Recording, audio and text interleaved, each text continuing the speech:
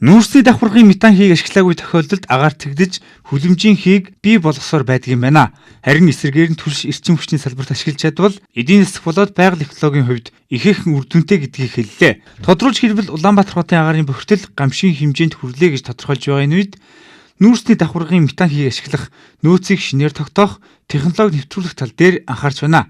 Энэ хүрээнд гадны улсын судлаач мэргэжилтнүүдийг урьж арга зүйн зөвлөгөө авч байгаа юм а. Нүүрсний давхаргын метан хийг бол мэдээж одоо хийгээр ажилдаг цахилгаан станцууд одоо бид нар хамгийн наазахыг хэрэглээ гэхэд одоо пропан бутан гэл хийг гаднаас экспортлол ташванжил газ эдэргээл тараадаг штэ. Тэгэхээр энэ хий бол одоо ерөөсөө бид нар зөвхөн л энгийнээр тэр пропан бутан метан эдэр гэдэг чинь ахуй хэрэглээнд ч болно, цахилгаан станцч барьж болно. Одоо бүхэл түлшний салбарт хэрэгжилж болно. Нүүрсний давхаргын метан хий гэдэг нь бол нүүрсэнд байдаг нүүрс устрагчийн нэгдэл буюу CH4 гэсэн нүүрсний давхаргын метан одоо хийг хэлж байгаа. Энэ хий маань одоо хэрвээ ашиглахгүй байх юм бол агаарт дэгдэж CH4 маань хүчил төрөгчтэй урвалд орохоор нүүрс хүчлийн хийг бол үүсгэж хүлэмжийн хийг бол ихсэгдэг ийм хортой байгаа. Ашиглахгүй байх юм бол одоо ийм хортой байна. Ашиглах юм бол мэдээж бид нар түлш эрчим хүчнийхээ салбарт одоо нүүрсний хэрэглээг багасгах, хутаагаан багасгах дээр одоо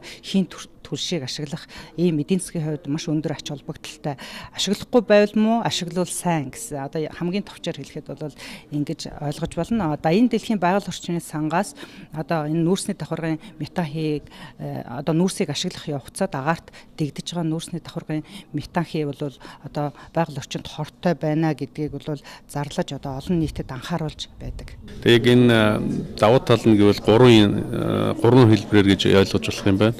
Нэгдүгээрх нь болохоор нийгэм тал гэж ойлгож байна. Хоёрдугаарх нь яг эдийн засгийн талаас, гуравдугаарх нь байгаль орчин талаас гэдэг. Байгаль орчин талаас болохоор яг энэ нүүрстэй харьцуулахад хамгийн цэвэр эрчим хүчнээс их үүсвэр гэж үздэг. Эдийн засгийн талаас болохоор нүүрстэй харьцуулахад тээвэрлэхэд их арай хялбар амар гэж үздэг. Иймэрхүү давуу талуудтай юм.